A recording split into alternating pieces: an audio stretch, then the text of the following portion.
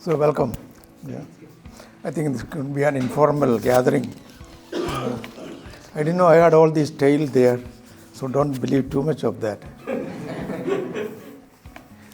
So without much formality, we can just start. So I thank Jose for this opportunity to meet you all. I thought it was kind of a roundtable conference, having the tea there. This is the first time I thought theology is having tea. So I think it all started with this book. I gave this book to the Holy Father in 2014 when I was there for a short visit. See, Pope Francis is an amazing personality. Bergoglio, he's from Argentina, as you know. He was born, in about, today's what is the date? December 17th is his birthday.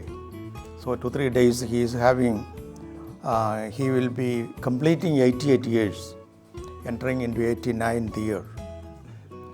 He was provincial of the Jesuits at the age of 37, one of the youngest provincials. So he made a lot of mistakes at that time. Then he became bishop when he was 56 years old, 1992. Then of course Pope, March 13, 2013. So at the age of 77. What we will look at it is the title of the book. I think that's what Jose was meaning. Unto the margins, Pope Francis and his challenges. The subtitle has two meanings. His challenges means the challenge that he gives and the challenge that he receives, and his challenges. There was, when he was elected as the Pope, there was only one Spanish book about him. Now there are plenty. So I thought suddenly some inspiration, we should bring out the first English book. So this is the first English book about him. It is his sermons and the talk he gave, and that is the challenge that he gives to us. And then I had asked a few people from different parts, 2 from the United States, 1 from Rome, 1 from Japan, 1 from one of his own students from Argentina, Emil Secuda, and he has appointed her as one of the big dignitaries in Vatican right now. Then 1 from Poland. I simply asked them just one question. You are meeting the Pope, just elected. What would you like to tell him from your culture, your country? Just write 10 pages. So in 1 month I got all the articles. So within about 3-4 months, the book was all published. What I am planning, or we can kind of discuss, is the challenges, the 2 parts of the challenge, the life and actions, the personal life. I am taking only he as a challenge, not the challenge that he is giving through the talks and so on. The person of Francis as a challenge. See, challenges can come in 2 ways. One is through the words and sermons and talks and all that. So I'll take a little bit of that. But the very person is the challenge. So I am going to look at that. The person of Francis as a challenge. In the process of that, I'll read out a little bit from his sermon and so on. So we shall concentrate on that part of his personal life, the examples, the way he is acting, his lifestyle. The person is actually the challenge. That's what I will look at it. The challenge that we receive from his personal life, his way of acting, the personal examples, his lifestyle, not very much from the writing, sermons and so on. So he himself becomes the challenge for us. This is also seen from the way he interacts, especially with the youth and so on, and all the talks that he gives. That is actually from where we pick up him as the challenge for us. So I asked simply just 4 words how is he adequate? That means how is he an authentic person? What is the authenticity of Francis? That means conforming to reality, going to the very personhood of Francis. So how is he authentic? Second, how is he a consistent person? That means being free of contradiction. That means his words and then his personal life. How is that sort of, blending together? He talks about quite a lot about mercy and see how his life reflects that merciful acts. Quite a lot he writes. There is actually one booklet also he wrote about that. Then love and hatred, this cannot go together. So how is he a kind of a leader, a loving person, a merciful person? Then the relationality, the coherency that we find in him, how he relates to people, how he relates not only to the people, how he relates to the earth, to the whole of creation. See, there's an encyclical, as you know, about that. Then how is he a person of comprehensiveness? That means how much universality is coming. That means he is supposed to be the leader of the Catholic community, but at the same time, a lot of people have respect for him, Hindus, Muslims, irrespective of religion. What makes that? What is that relationality that is coming from him? So all these aspects taken together, how he is conducting himself, the very dress, how he presents himself, his way of speaking, the persons that he meets, the concerns that he expresses, the topics that he chooses to address people, all these are actually reflections about his own personality. So how is Francis, the person, a challenge for us, more than the words and so on? The New York Cardinal, after the election, when he came back, when he was giving in one of the sermons, he said about Pope Francis, he speaks like Jesus Christ, he said. That was the expression of the Bishop, Cardinal of New York, about Pope Francis. Let us start with the day he was elected as the Pope. Even the press did not know. In the previous election, when Pope Benedict was elected, actually he was number 2. He was leading in the first election. He would have been the Pope. But then, of course, how the conclave. So he was second, but the press didn't know about it. And that is why when the press was discussing after Benedict, who is going to be the Pope, his name never came up. So they kept it so secret. You see, as soon as the Pope is elected, that white smoke goes up. Then he comes to the lobby, the loggia in the front. His first appearance at the central balcony of St. Peter's, the loggia, that is where he comes and meets people as soon as he is elected. The loggia overlooking St. Peter's Square, that is on March 13, 2013. The first words he addressed, brothers and sisters. He did not take the name of God. Thank God. Usually we may be thinking, let us thank God. He did not take the name of God. In the whole speech he gave, he did not address God. What does that tell? Doesn't he believe in God and so on? That shows a different type of a person that he is. I will read out a little bit from that talk. He said, brothers and sisters, good evening. The diocesan community of Rome now has its bishop. Thank you. That's what he said. Maybe good to read out a little bit. That will show the Pope. He said, that it was the duty of the conclave to give Rome a bishop.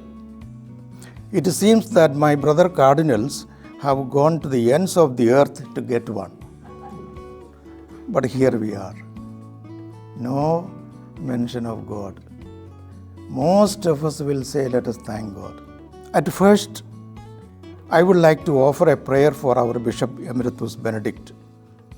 Let us pray together for him, that the Lord may bless him and that Our Lady may keep him.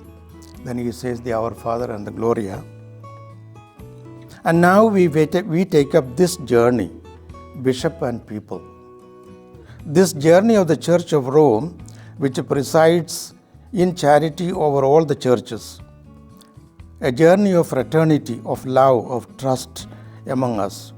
Let us pray for one another. Let us pray for the whole world, that there may be a great spirit of fraternity.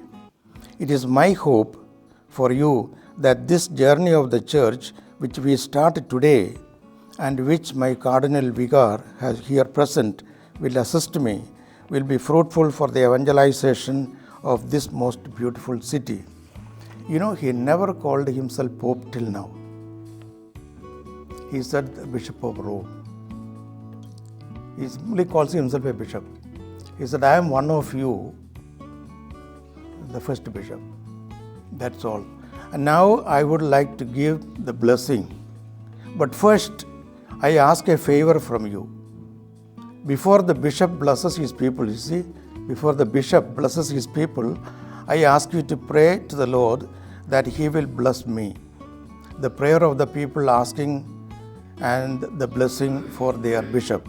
So let us make in silence this prayer. So he bows his head and stands there. So that, you know, he is evoking a tradition. The popes are elected by people. And he is evoking that you bless me before I bless you. Then he gives his blessing. Then he says good night. You see, what will we pick up from that about his person? The simplicity of the man. It is not that he doesn't care about God. A total trust in God. But the people are first. You bless me, I am one of you. I am just one of the bishops. He calls himself always the Bishop of Rome. The Bishop of Rome, that's all. And he wants to show, he wants to remove the pompousness of the church and the character. The simplicity, that is what is actually coming in the first appearance. He did not say, God has chosen me. He never called himself the Pope. I, your Pope. He never said. He did not say, thank God, God has chosen me, etc., etc. So the collegiality is manifested. Now we take up this journey together, bishop and people. You know, normally there is a stole, I don't know what is the technical name for that. If you Google the popes, John 23rd or Pope Benedict, you will see that the long stole, it is sort of gold inlaid. He has never worn that. So much so, one lady in the US said that, how can I consider him as the Pope? He doesn't wear the Pope's dress. You see the reaction of the people. And one day somebody asked him, why you are not wearing this? He said, we will sell this. And we will give the money to the poor people, he said. Because it is gold laid. He never wore that it has a particular name. I was Googling, I couldn't get the name. It's a stone. So something to be noted here. The aversion with a pompous life. And a life of simplicity. You know, the dress, it is called the regalia. They have a particular dress and all that. So, that simplicity, I will come back to that a little later on. And, concerning that. The second aspect, his name. How did he choose Francis? It's a very interesting episode. Before his appearance, I will read what he himself said. Why and how of the name Francis? On 16th of March 2013, 3 days after his election as the Pope, he told the assembled journalists, this is what he said. In the election, I had seated next to me the Archbishop Emeritus of Sao Paulo, and the Prefect Emeritus of the Congregation for Clergy, Cardinal Humes, a great friend. When things became a bit precarious for me, he comforted me. He got more than 77 votes needed to become a pope. And when the votes reached the 2/3 level, there was the expected applause. He embraced me and said to me, "Do not forget the poor." The first sentence, a fellow bishop telling the bishop-elect, "Do not forget the poor." Right away, with regard to the poor, I thought of Saint Francis of Assisi, a man of poverty, a man of peace, a man who loved and protected creation and the poor. See, all these phrases, what he said, is manifested in him. This is how the name came to me. He himself saying. The Pope continued, "Thinking of the poor, I thought of Francis of Assisi. Then I thought of all the wars. Francis is also a man of peace. This is how the name came into my heart, Francis of Assisi. For me, he is the man of poverty, the man of peace, the man who loves and protects creation. These days we do not have a very good relationship with the creation, do we? So war and peace, the protection of creation, and first of all, how I would like the church which is poor and for the poor." See, you can see the very selection of the name and why that resonated with him. We also hear all the time, about the poor and poor, but it resonated within him. That means something was there in him to resonate that, to absorb what was said. And concerning all this, he has given letters, encyclicals and so on later on. Laudato Si is about the environment, creation itself. Many people are reading that. Then he talks about the idea of Jonah and all that, and then he explains. The selection of the name itself. So from there itself we can see his love for the poor. Washing the feet of laypersons, including a woman. First time perhaps in history. There were a lot of remarks about that. You might have seen that photo also on Monday, Thursday is washing. And from there we can make out about the role of women that he is saying. And he has recently, that means about 4 days ago, he gave a talk to the Theological Conference in Rome. I will read out that later, where he talks about lay theologians, women theologians. So in the Catholic Church, somehow there is, I don't know what it is, they don't want women around the altar. And that's a tradition. Whatever theology there, we will hear about the Pope later on, what he says about theology and women and so on. I don't know whether you heard the name of Sister Sujita. She was the general of the Notre Dame's, and she was, as general, she attended one of the Synod of Bishops. And the seating, the Pope will be sitting in one place, then the cardinals, then the Archbishop, then the bishops, then the invited priests, theologians, then if there are sisters, they are sitting there.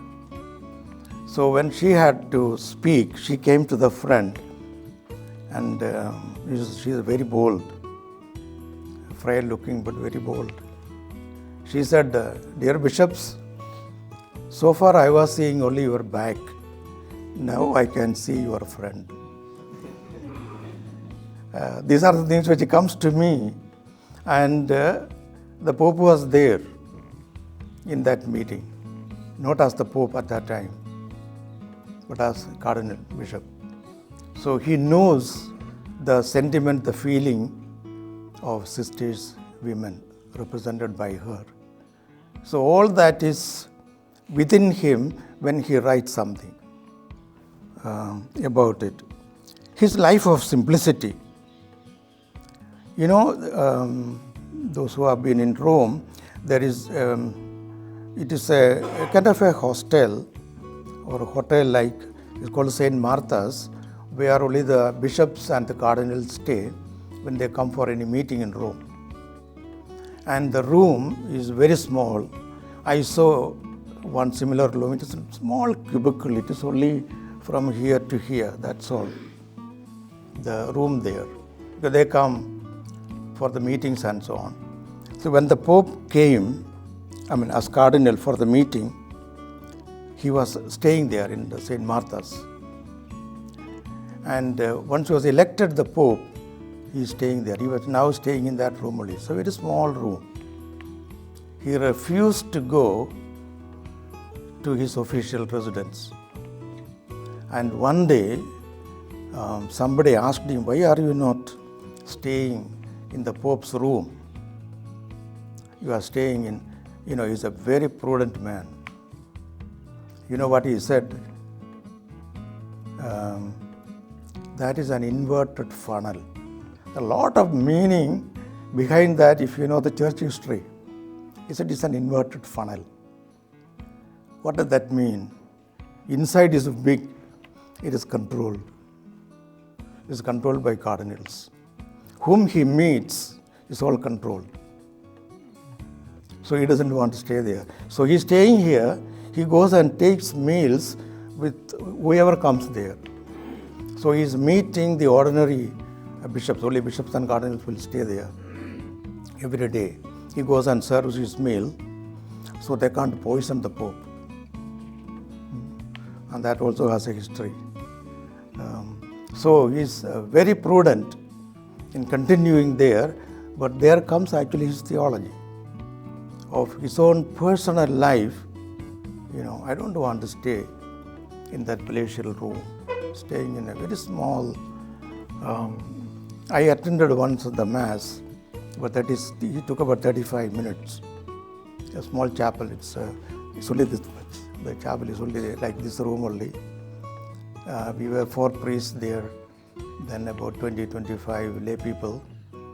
The Pope comes in the front and then he says the Mass. Before that, 2 sisters for Ranchi, they were the sacristans arranging the vestments and so on. So they will arrange and then they will go away. Then the Pope comes, he puts the vestments, come to the Mass. Then he says and goes back, puts back the vestment, then he comes out. But 1 minute he takes after the Mass, then he will come out and meet all the people. You meet for half a minute. That's the time I met him also and gave the book. Afterwards, he was meeting the people. I went inside and saw the sisters. So I told them, I want to see the size of the room where he is staying. That's where they took me and showed me another room. It's small cubicle only. Actually, the theologian's room in Vidyayuth is bigger than that. That's where the Pope is staying. Yeah, it is such a symbol. That reminds me of one of our generals, Kolvenbach. Very prudent man. He doesn't have a bed. So I knew that he has no bed. He sleeps on the floor. One of the generals. So once I had a chance to meet him for 1 or 2 hours almost. So I felt so close. I told him, Father General, I want to see your room. I heard that you have no bed. He took me to his bedroom. There was nothing there. There was a charpai there, a mat. That's all. In the bedroom of Kolvenbach. See, these are the people who are so great. And when you look at their personal life, it is so simple. And that simplicity is actually the beauty. There is a beauty in that simplicity alone. And that's what which strikes very much. See, all that in his person will come out in the talk, in the way he is interacting with others and so on. So that simplicity continuing to remain in that Saint Martha's. As soon as he became the Pope, he called all the nuncios. March 13th, 2013, he became the Pope. Then June 21st, he called all the nuncios for a meeting in Rome. And it's a very remarkable meeting. See, that's the time, nuncios are the representative of the Pope to the different countries. Very important. I will read out a little bit from that. In that he said, I don't want airport bishops.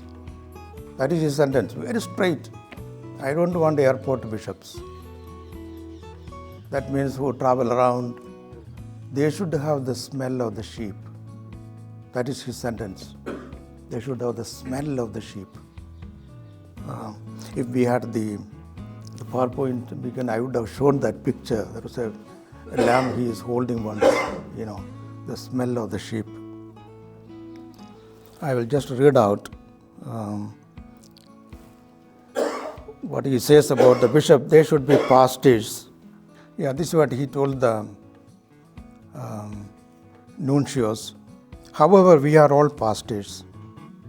And we must never forget it, dear papal representatives. You are a presence of Christ. You are a priestly presence, a presence of pastors.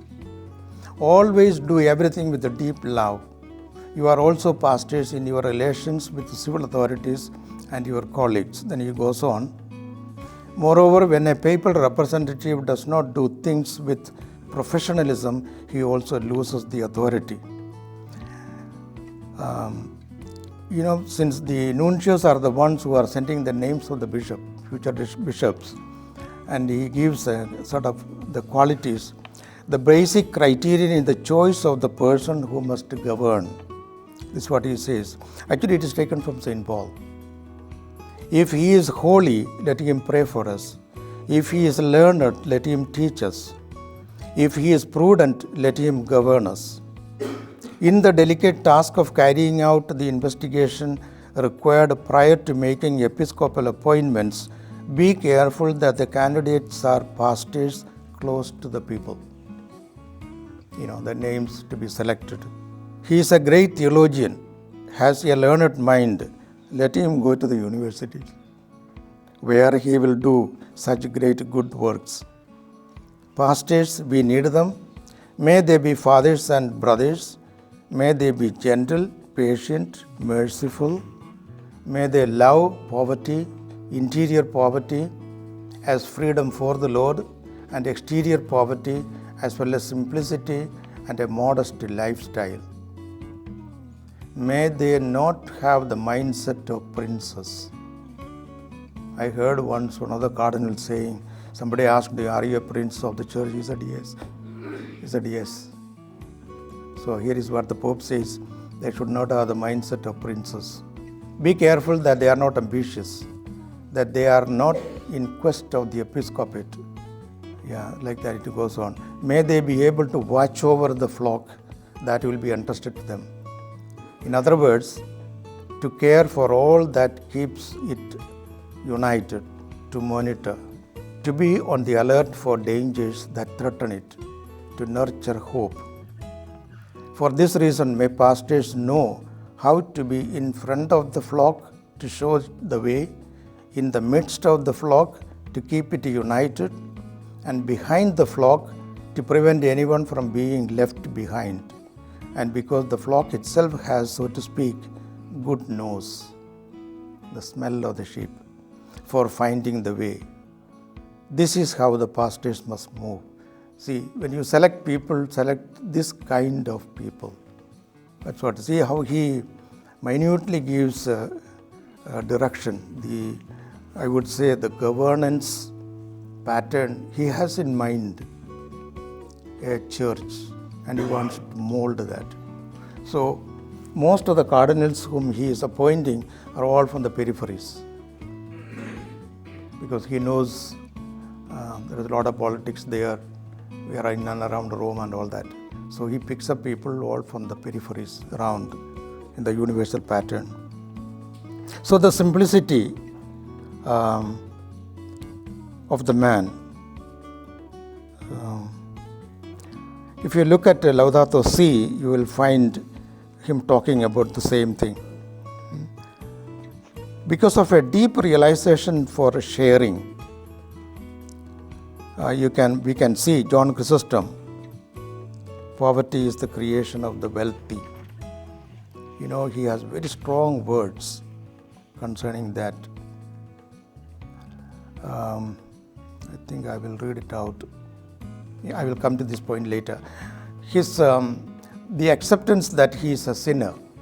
So we are still in the beginning of his, the paper, the aspect when he was elected as the Pope. I am a sinner, he said.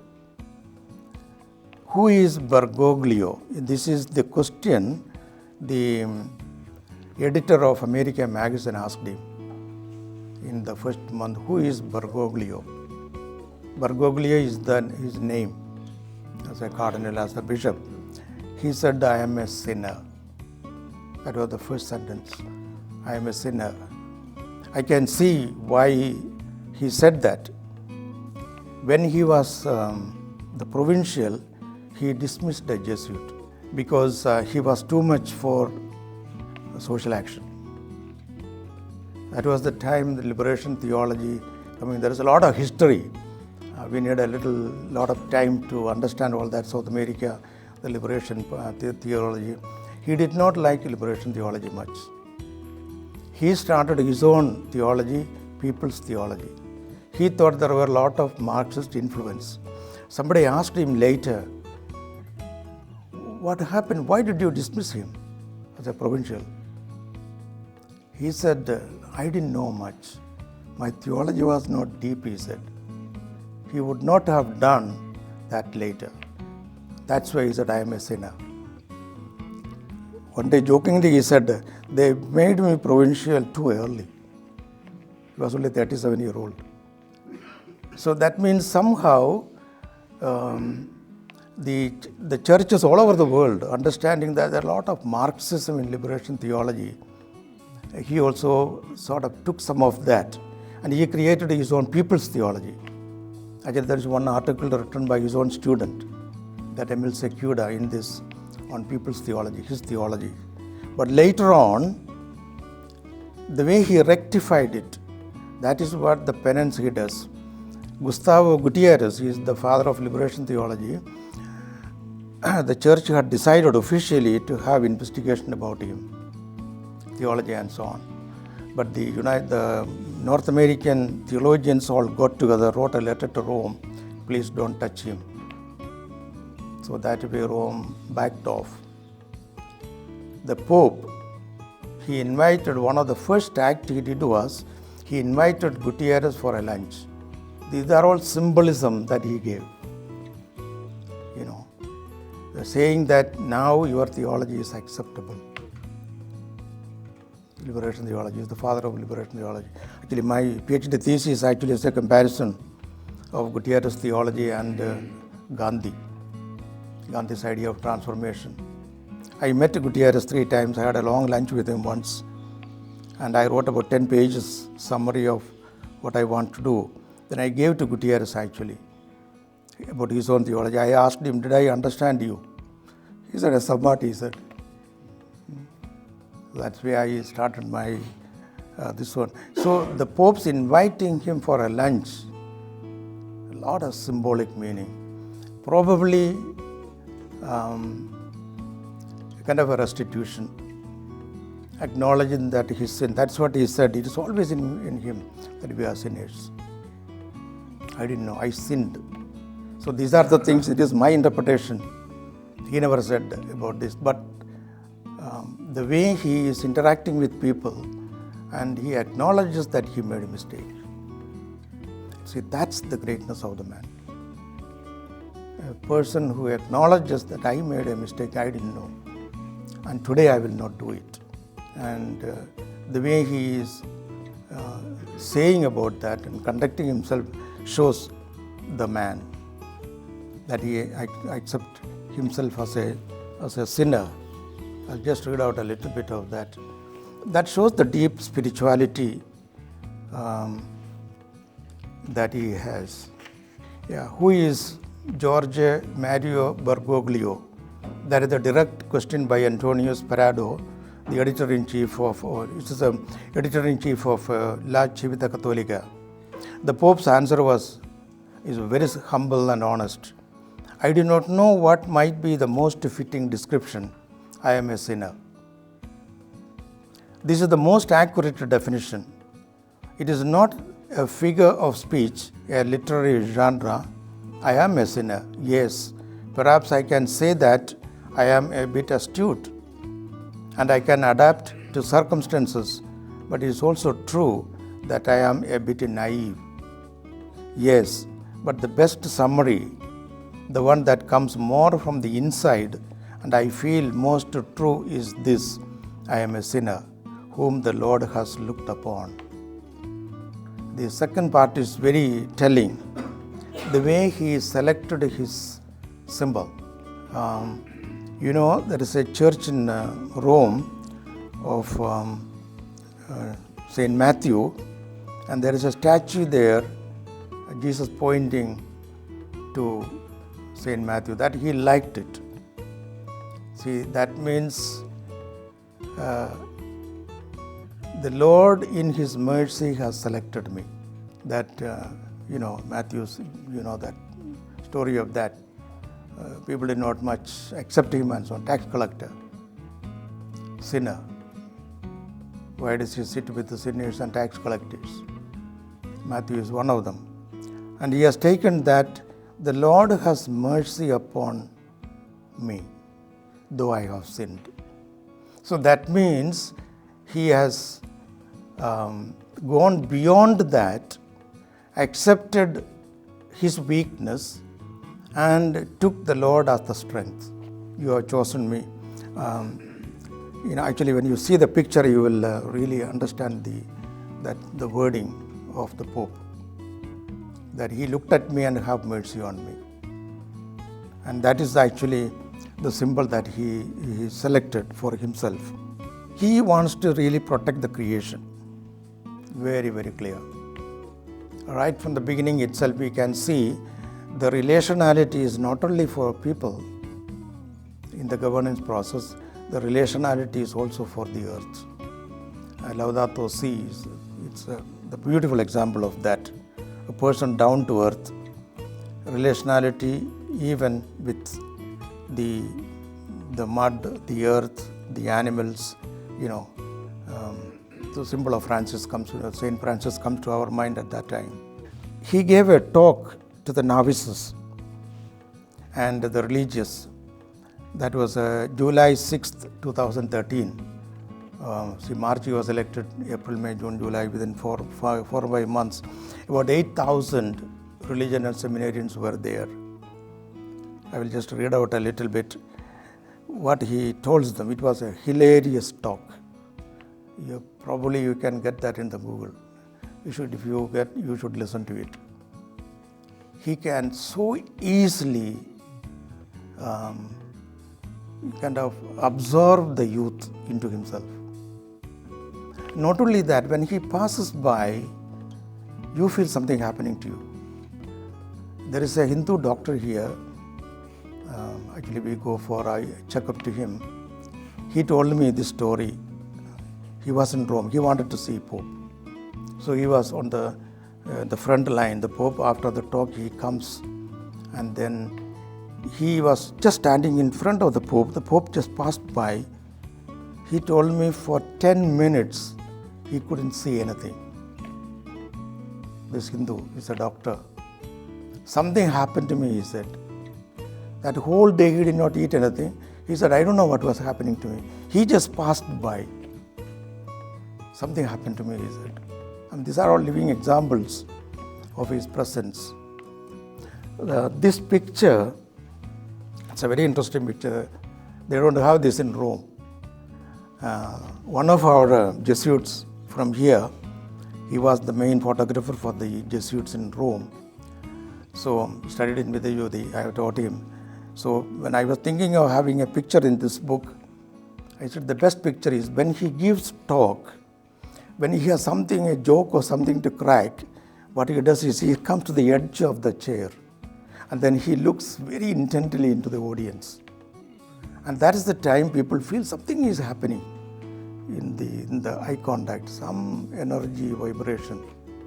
And at that time, there is a different smile in his face. This is that smile. So I wrote to him, you are the telelens, you catch that picture of that face when he is sitting like this, cracking a joke.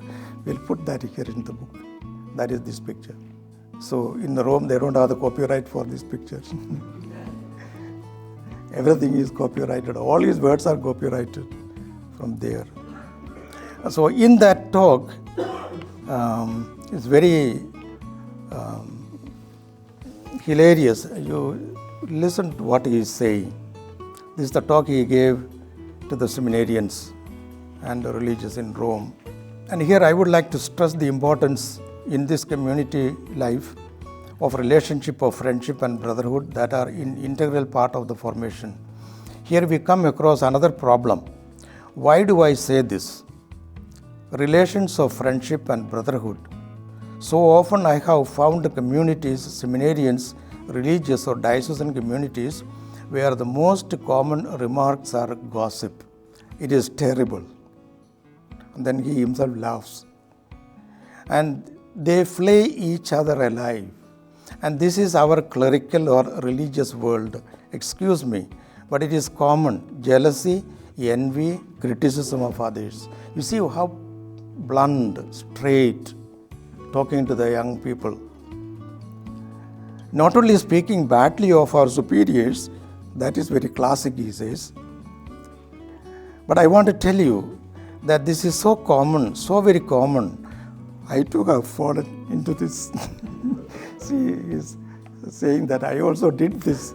So he's saying from his own experience that you are doing this. I have often done it. And I am ashamed of myself. I am ashamed of this. It is not good to do this, to go and gossip. Have you heard? Have you heard? That community is hell.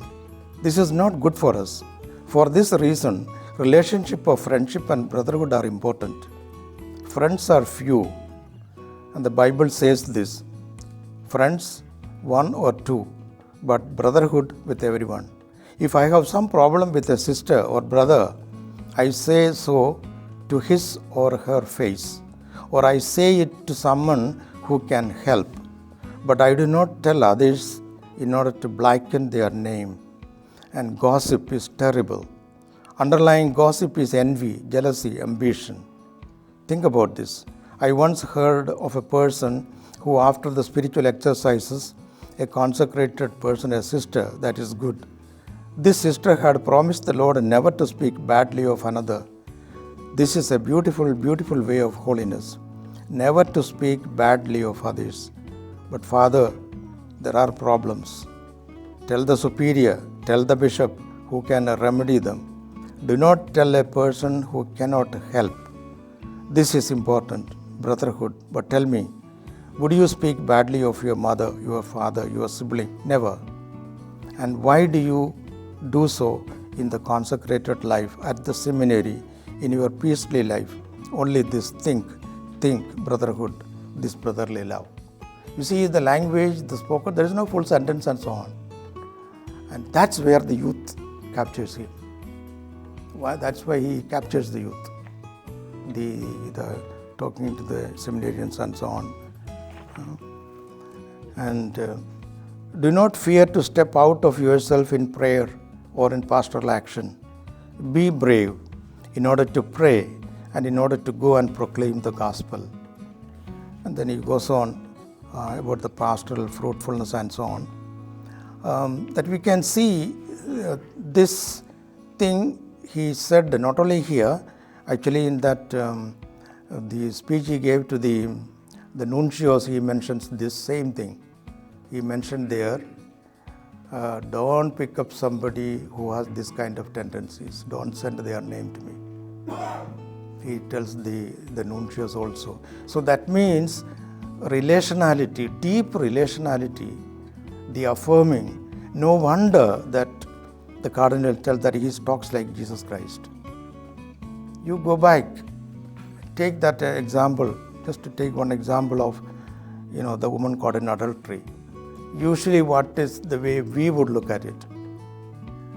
They want to stone her. And how he saved her. If you have not sinned, stone her. So one by one they put down the stone and then goes away. Then when he is alone with her, he told her, do not sin. Change your life. So that means a beautiful example for a superior. Never scold somebody in public. It's a diminishing of the personality. Never. But when you are alone, confront them. And this is why manifestation of conscience and so on is part of that. Confront them when you are alone. And exactly this is what he is telling. Never public, talking about others and so on. But tell them, or tell somebody who can correct that. A beautiful leadership quality. That we can see the depth of relationship, that is coming out from him in that. One or two things more. He wants to clean up the Vatican bureaucracy. That is the latest thing he is doing now. It's a very tricky thing. Not only to change the structure, but the attitude. Transformation is needed, at all levels. So he has a pastoral approach. Recently he has brought out a document about the whole bureaucracy. There's not much time, maybe we can discuss it later. I have taken something from that document. Also that letter he wrote about the talk he gave in the theology about women. Maybe in the discussion time we can take it up. So we can see in a conclusion, I put about 10 points here actually. He's a depth of spirituality, a person of profound spirituality. Just to read one sentence. Theology, where are you? You see his manner of speaking. With whom are you going? He's addressing theology. What are you doing for humanity? All male theology is an incomplete theology. You just look at our seminaries. In another place, said that we need a profound theology of women. The desire is this, that theology help to rethink how to think. More of that we'll take up maybe in the discussion time. Theology should help how to think. So something new, and then he talks about how sisters should be doing theology and so on. And you just look at what is going on now. With all that complication, sisters are not. I remember when I was principal, there were 36 sisters doing theology here. And today, how many are there? 2, 3? Are we going forward or backward? That will be my question about theology itself, since you are all theology students. So, and look at the Pope, what he says. You should read that talk. I have the full talk with me. The talk he gave 3-4 days ago to the International Theologians Conference in Rome, and where he talks about theology, and actually you should read that and discuss it. So you can see, I simply picked up all from here and there. The person Francis, the simplicity of the man. He spends a lot of time in prayer, lot of time, and he has a deep devotion to Our Lady. Simple man, just a white cassock, most of them, that's all. And then of course the popes, that what is they call, it has a special name, that manipul-like stuff he wears. That's all, nothing else. Of course this one has to be there. Such a simple man, and less desires. And he stopped, people were making money in Rome, papal blessings. There were a lot of shops, you will know, whoever went to Rome, you will know. It was a business there, papal blessings. He stopped all that. So only one shop now can ask for papal blessing and only one cardinal can sign. He stopped all that. So that means a lot of actions are going on to make life simple, the simplicity of the man, the theology of poverty. So he has a very deep theology of poverty in that sense. So when you look at it, no wonder people feel that there is something happening to them in his presence. As I mentioned, many people said that. When he passes by, there is something happening to them in his presence.